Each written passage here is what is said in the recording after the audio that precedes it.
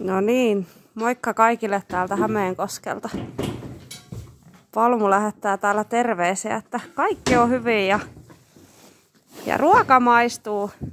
Välillä vähän meinaa olla tylsää tuolla karsinassa, mutta no nyt rupes kutittaa vielä. Tällaista meidän päivät täällä on, että kaikenlaista tekemistä yleensä tässä päivän aikana yritetään sitten Palmullekin vähän järjestää, että avataan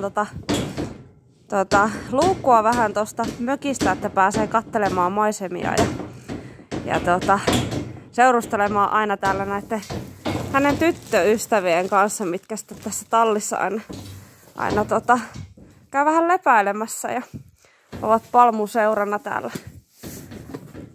Porkkana tarjoilu pelaa ja sairausloma on mennyt tosi hyvin, että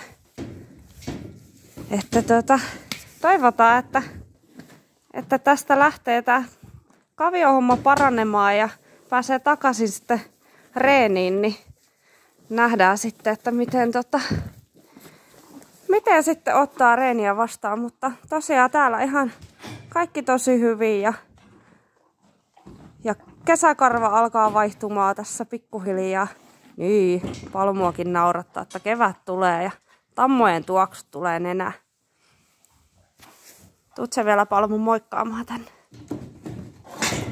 Noniin, niin. Palmulta terveisiä.